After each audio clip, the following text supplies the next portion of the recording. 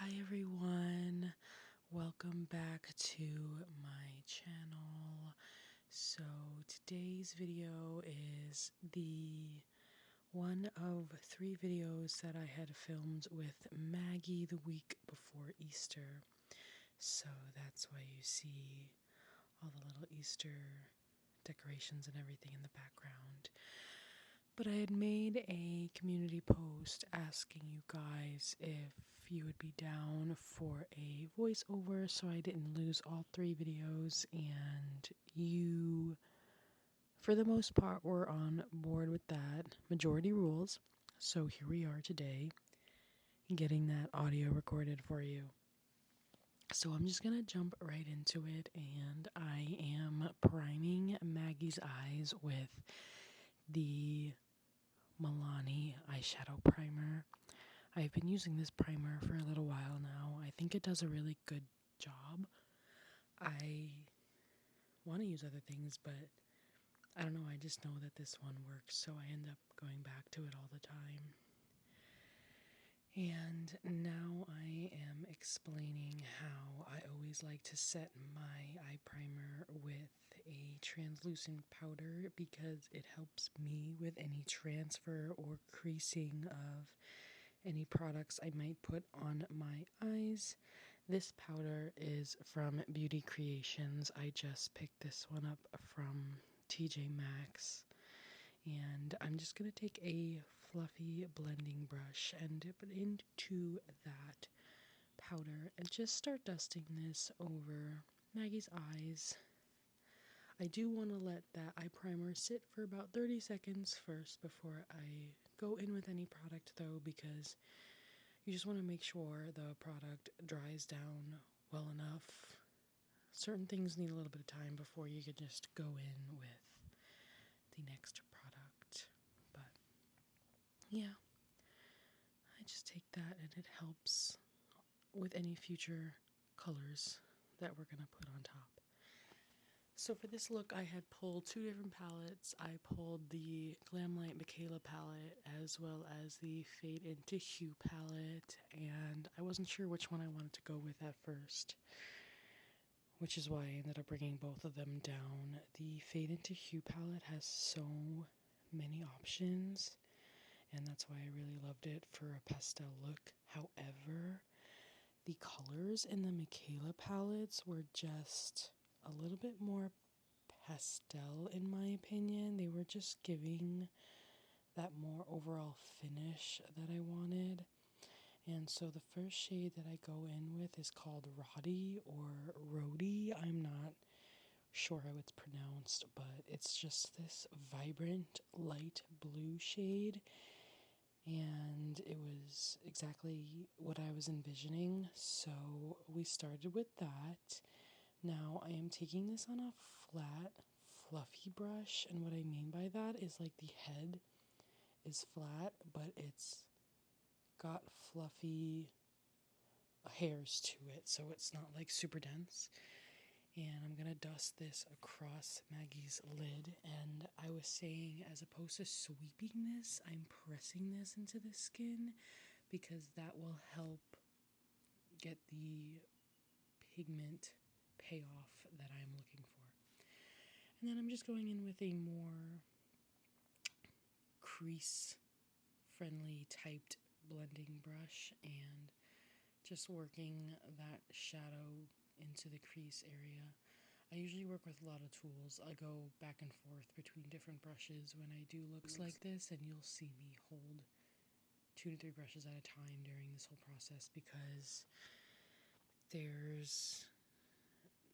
I just am always constantly picking up a different brush that's just easier to have them in my hand so I can go back and forth. It's the same thing when I paint. Like, I just always have multiple tools in my hands at all times.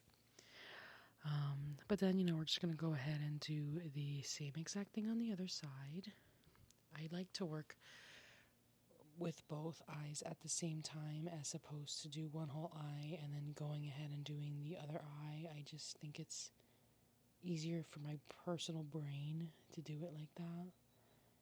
Like this way my shadows like the eyeshadow brushes have the colors that I'm using on them at that time, and I don't know.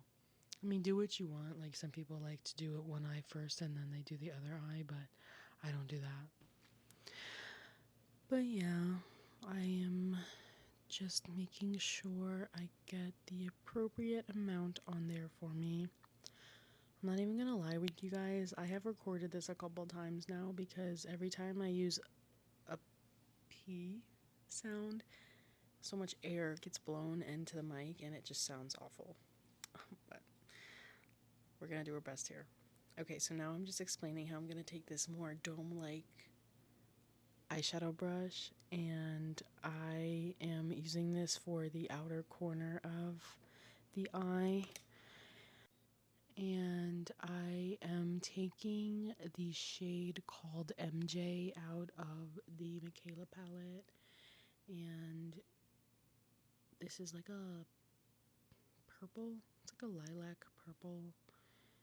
It, I think, blends into this blue very pretty. I try to find colors that will work well together or blend in with each other nicely.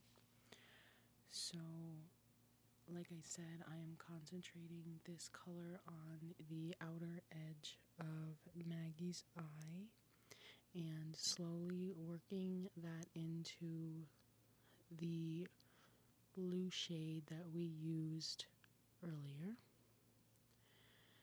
And I just take my time with this. I think here I'm talking about how I do go back and forth between my two brushes.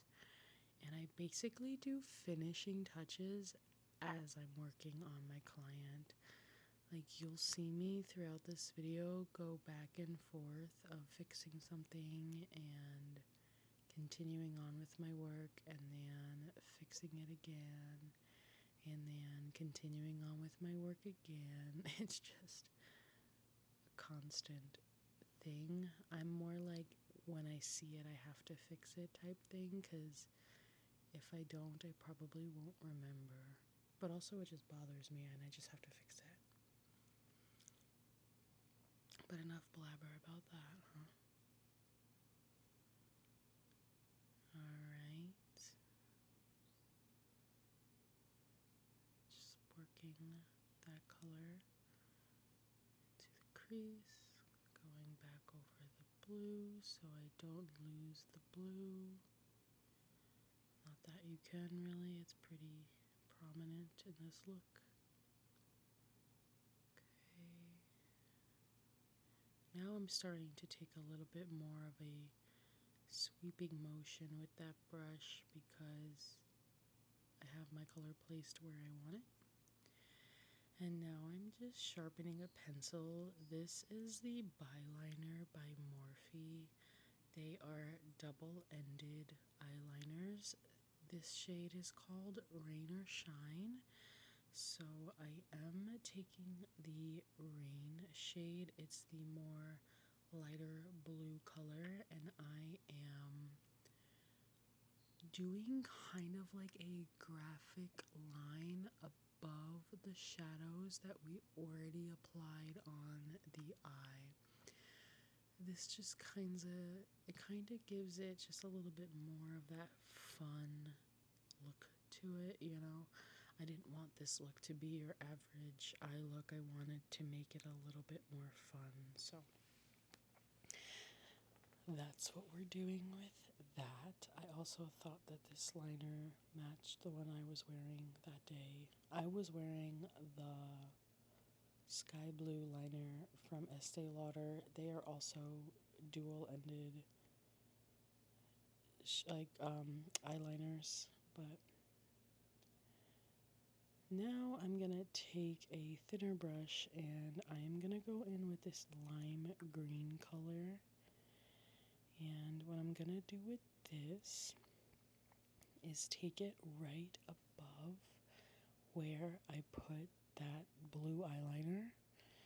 Again, because I wanted this look to be more fun and flirty and little 90s moment. It's giving like girly.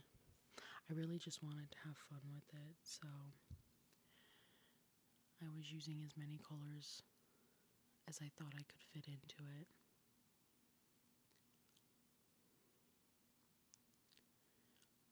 And we're gonna just take that on the other side as well. Just to make sure we're nice and even. And I always take a step back to make sure things are looking the way that I want them to. Okay, so now I'm gonna go in with this like mint green shade. It's called the best color, and Michaela was so valid for naming it that because that's like my favorite shade of green. It truly is like one of the best colors, behind pink, of course. Pink is always going to be number one. But I think I just went over that with the initial yellow color that I had because, or no, maybe it was a lime green color, because I just don't think it was giving me the payoff that I wanted, and the best color shade just did that a little bit more for me.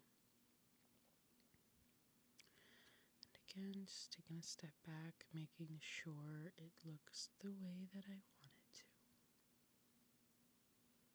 I'm very precise. I'm like a big perfectionist when it comes to this stuff. Okay, so now I'm going to take the first orange color that's in that Fade into Hue palette, and I am going to bring this right above that purple shade on the outer corner of the eye, again because I wanted to have as much color as I really could in this look, and I wanted to make it as fun as I could, and I thought that I could make that orange blend well in with purple, so that's what I did with the purple as well as the green shade. And then right there I was explaining to you where you should be holding your brush. So like the farther back you hold your brush, the more freedom you have with it, like you can move it around more. And then the closer that you hold your brush towards the head of it, the less movement you have with it, and so it's going to be a lot harder to get that soft look that you're going for. If you hold the brush too far or too close to the head, it's going to make the color not really move anywhere, and it's going to make its darkest pigment there. And basically what I'm saying is where you hold the brush makes all the difference as well. Like, you really don't need the world's best makeup and the world's best tools to get a good makeup look. You just need to know how to use the tools that are given to you or that you buy yourself. But now I'm going to take my Clinique True Highlight in Starlit Glow, and I am just going to start highlighting the inner corners of Maggie's eyes with that. And right there I was just spraying it down with some alcohol just to give it a quick cleanse before putting it on Maggie's face. But powder doesn't really grow bacteria on it the way that liquid products do, but still, I do like to make sure that my products are sanitized before I put them on my clients. But this is just going to give that little highlight to the inner corner of the eyes, which I am really looking for. I want her eyes to basically sparkle, so this will help with that as well. Or absolutely, I should say, not as well. Okay, and I really just take my time with that as well. Okay, and so now we're gonna take the day off cleansing wipes and get started on the face. I like to start with the eyes because if I have any mess ups or any fallout, I don't have to worry about ruining the face makeup. And so that's why you normally see me start with the eyes. And now I can just go in and clean up any fallout or mistakes that I may have made, and I don't have to stress about the fact that I have purple eyeshadow on my client's cheeks and her entire base makeup is now ruined. So we're going to go ahead and start priming Maggie's face with the Clinique Light Reflecting Primer. This will just give her skin a nice overall illuminated glow to it. You can use this product on its own. You can mix this product in with your foundation or your tinted moisturizer.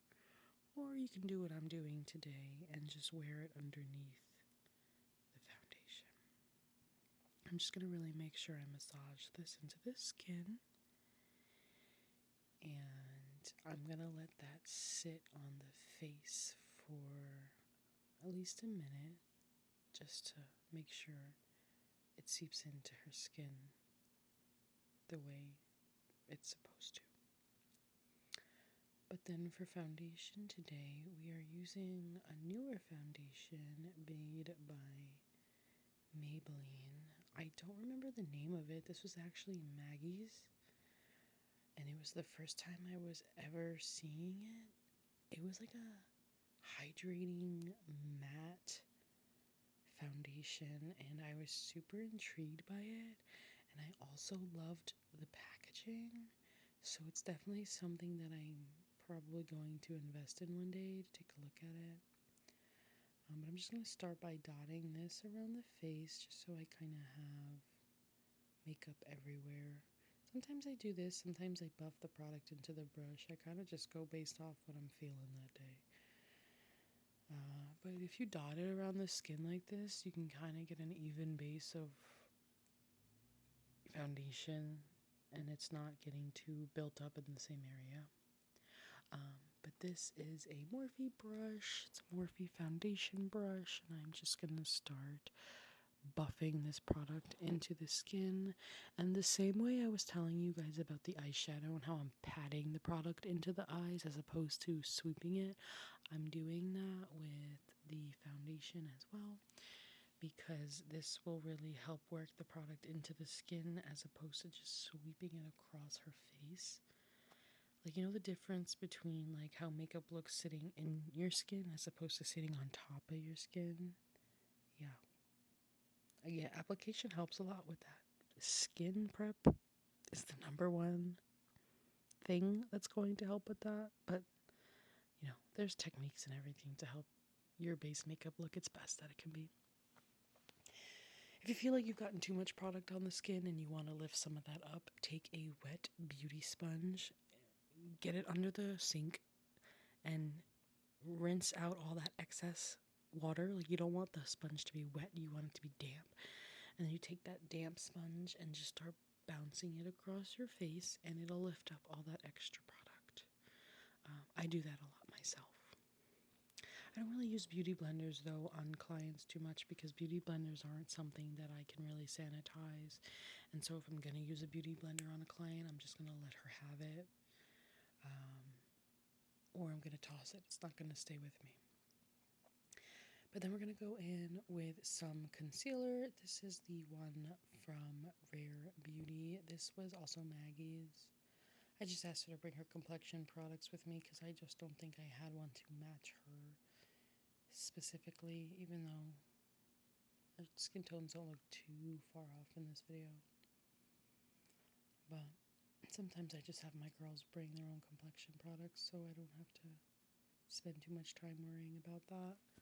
I only have so much in my kit right now. Eventually, like, I'm not gonna have to worry about all that, but, you know, time will fix those gaps. Now I'm just gonna take a brush to start blending in this makeup as well. If you're doing this on yourself, you can also use that beauty blender. But like I said, that beauty blender is going to pick up any excess foundation or product, so just beware of that. If you're looking for coverage, use a brush. If you're looking to take away and get that more real seamless look, use a sponge. Or use this use the brush and then use the sponge to pick up the excess. That's what I do. But you can already see how this is really lifting Maggie's face and giving her some dimension and highlight to the skin. We aren't doing any sort of cream contouring or anything like that. I'm just going to save that for some powder products, but I just wanted to show you how I am applying the concealer. You can also obviously use your concealer to cover up any blemishes or dark spots or any areas that you just want to help cover up a little bit. You can also do all your concealing before your foundation, and that honestly kind of helps use less foundation a lot of the times. Maybe I'll make a video on underpainting one day. That could be fun. And just kind of show you how to do that as opposed to what you see me normally do in videos. But I'm just going to let myself finish up blending out this concealer here. And then we're going to move on to setting her face with some translucent powder. Now, I'm just going to go back in using that Beauty Creations translucent powder that I used in the beginning of the video to set the eye primer. And I'm using this powder puff.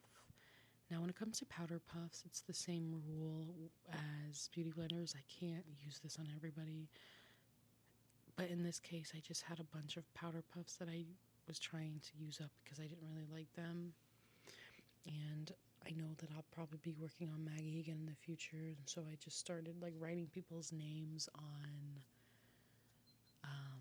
like Ziploc bags and saving them so I can reuse them instead of just throwing my money out.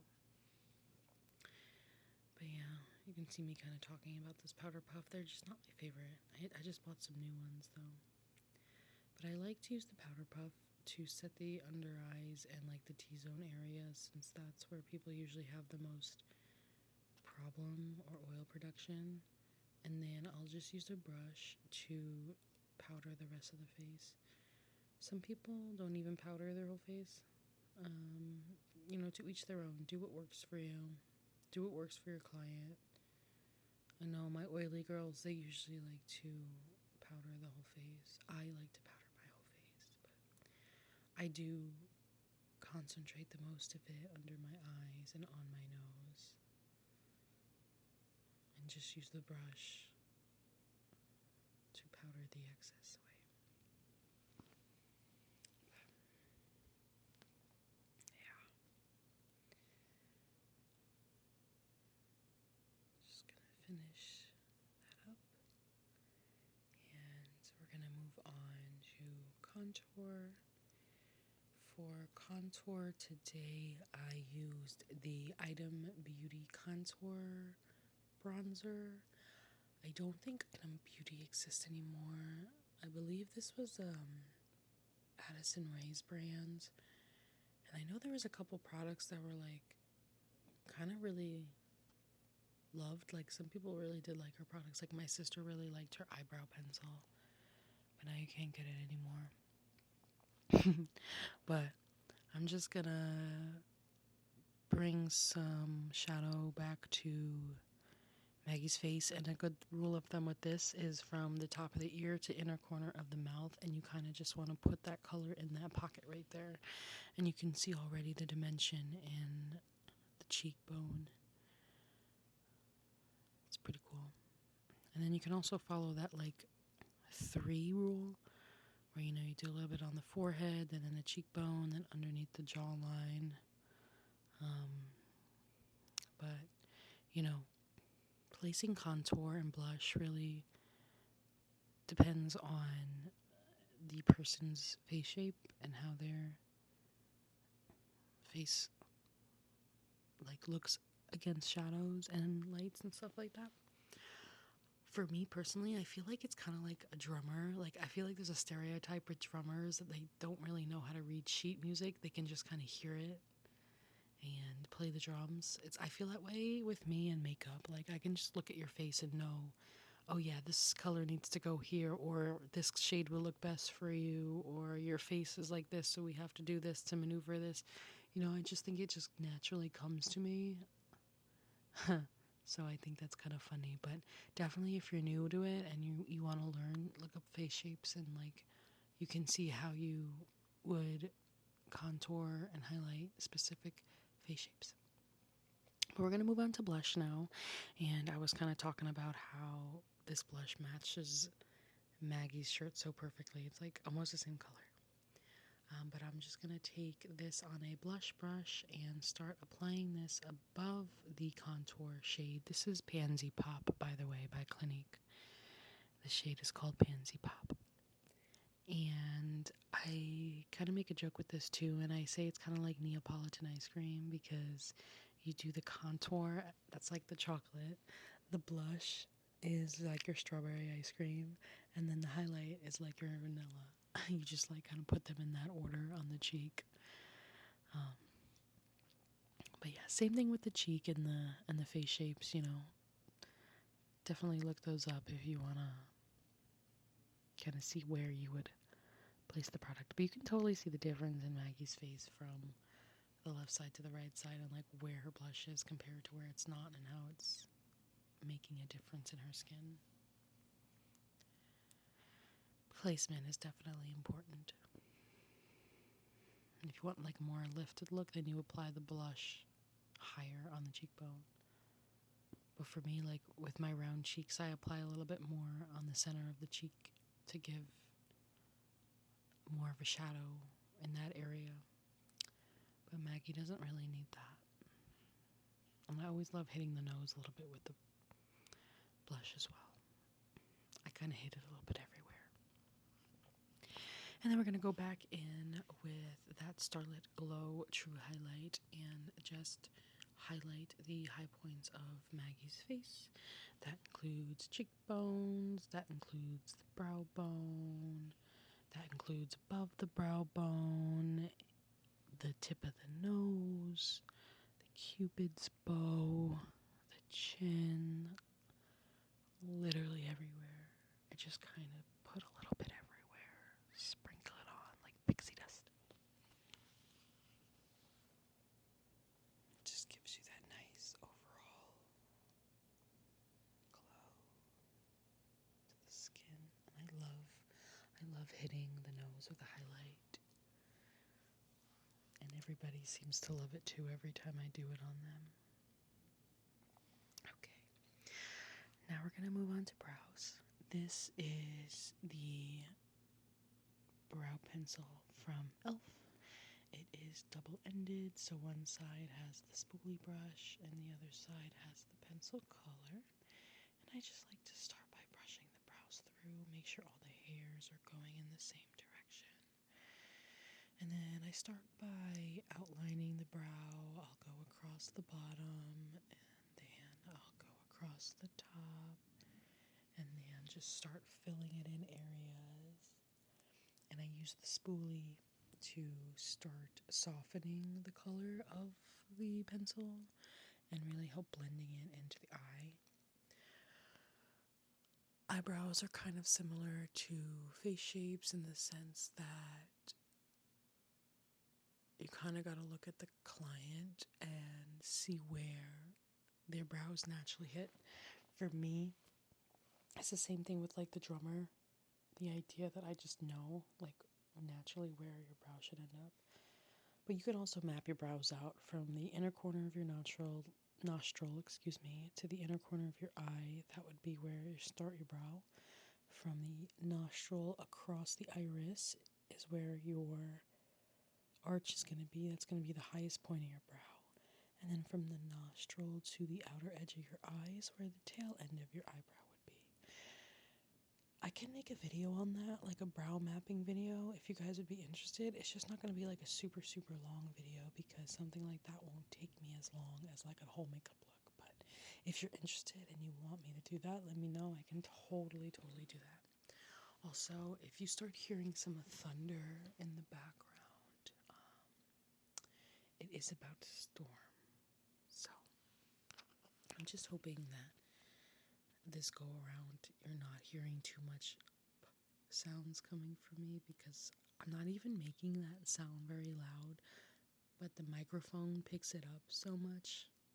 So I'm just hoping it's not doing that this time around. I'm like watching, I'm not really seeing it peak too much, so hopefully we're okay. Alright, and now we're gonna put that pencil away, and I am going to go over her brows one more time with a brow gel just to keep her hairs in place. This one is also from e.l.f. They make like a duo-ended one for lashes and brows, just like clear gel to put through the brows and the lashes. So we're just gonna run those through as well. Make sure all our lashes are nice and in place. I mean, our brow hairs, not our lashes. Okay, and now I'm taking a pink shade from the Fade Into Hue palette, and I'm gonna start putting this on the lower lash line. We're taking that shade on the lower lash line, and I'm gonna connect it to that MJ purple color that we use on our top lid, and make sure those two shades really blend well together. And I'm gonna bring that pink shade about 3/4 of the way into the eye. And just do that on the other side as well. Need to make sure that we're blending it into the purple shade and making sure that looks good. And like I said, I just go back and forth until I think it looks well enough. And you can see here I'm going back in with that purple shade, blending it in, back and forth, because I'm a perfectionist. And I have to fix it when I see it. Okay. And now I'm going to take a yellow shade from that Fade Into Hue palette. And this shade I'm focusing more in the inner corners of her eye, just to finish out that pastel eye look.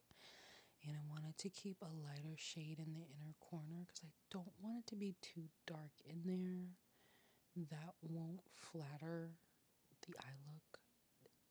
There are eye looks where it would, and there's an appropriate time for the inner corners to be dark, but this is not that time. Using that yellow shade really will complement the rest of the eye look and completely just bring it all together. But now here I am again, going back and forth with my colors, making sure that everything is blended into each other very nicely.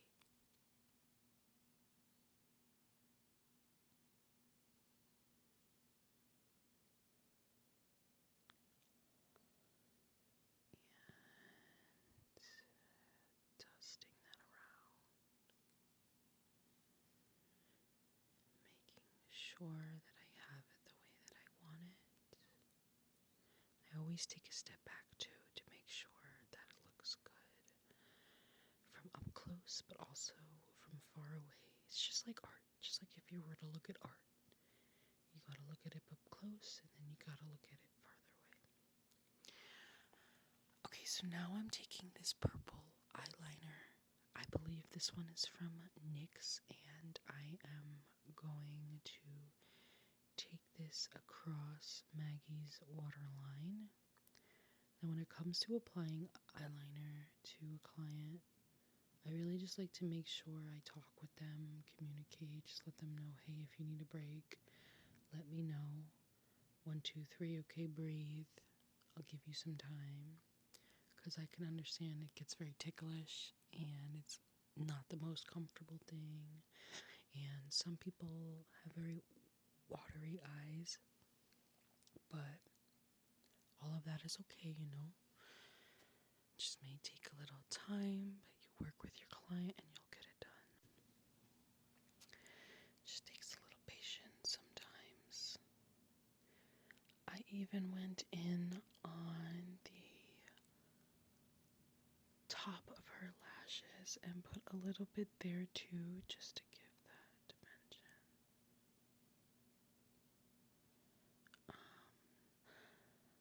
I wanted to be able to give a little bit more darkness to the outer edge of her eyes without using a black, because sometimes black can get really messy, and I wanted to keep this,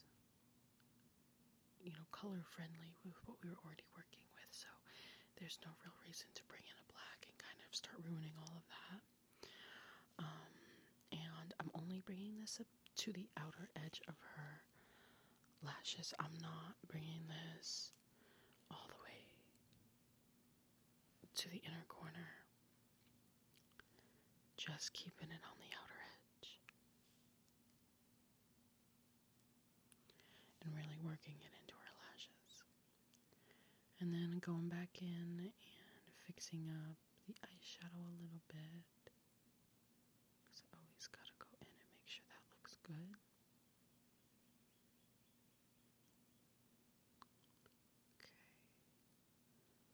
I just always have my client look at me too, so that I can see if there's anything I need to fix. Can you hear the thunder right now?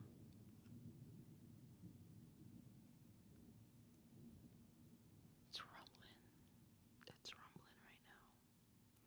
Okay, so now I ended up going in, I believe this is an Ulta Beauty eyeliner, and it's a little bit more of like a minty green, and I'm just taking it over that blue Morphe liner we used in the beginning, because I just felt like that blue eyeliner was getting lost in the eyeshadow, and I thought that mint green would kind of help with it a little bit better.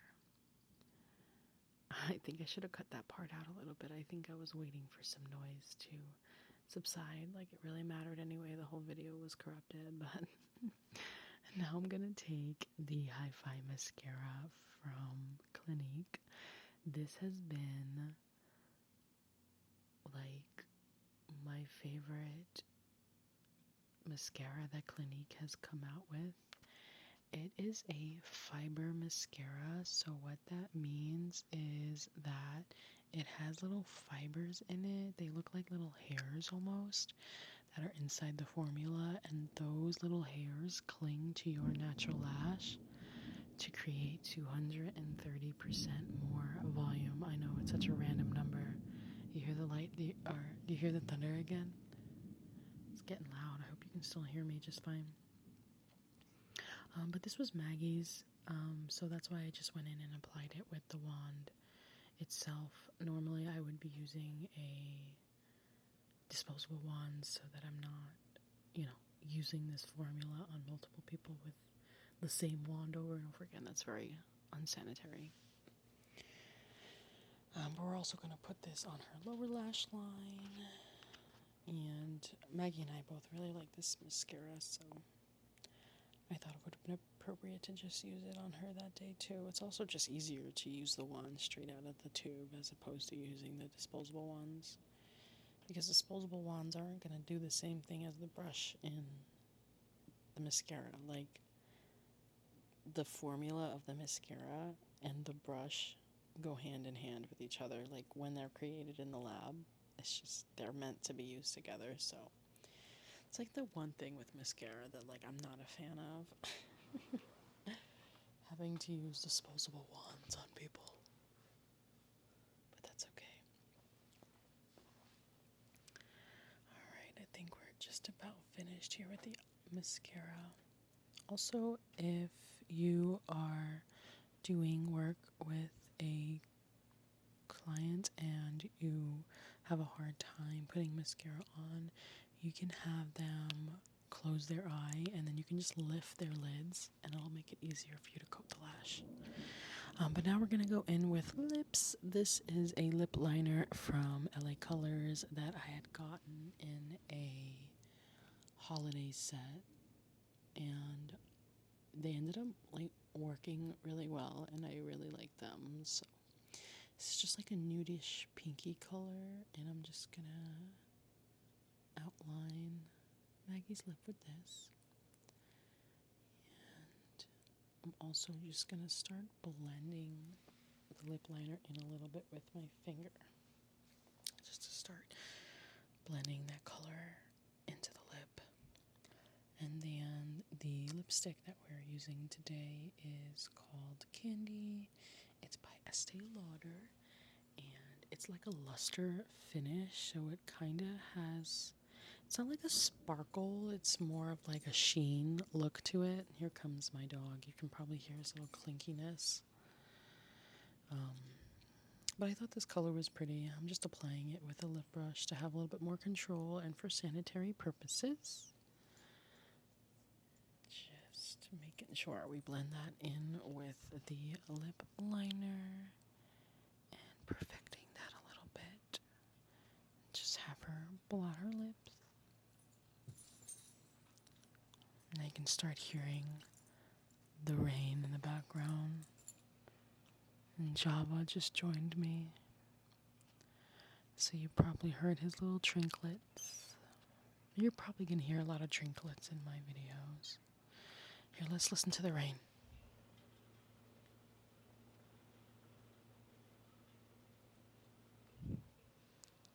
Can you hear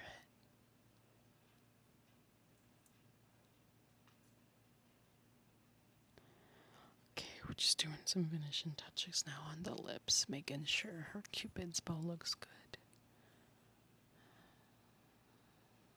Takes a lot of concentration with these videos. And then I just wasn't happy with her blush, so I wanted to add a little bit more color to them. So I just got a little bit of a pink blush and I put that on. And I can already tell the difference in her cheeks. Like, it just woke her up just a little bit more. I think Pansy Pop just wasn't giving enough color payoff. Not what I wanted, at least for this look. So dusting that up, and then we're just gonna finish her off with a little bit more of the highlight powder. Just adding that back in where we lost it. And then taking this Beauty Creations setting spray and finishing off the look.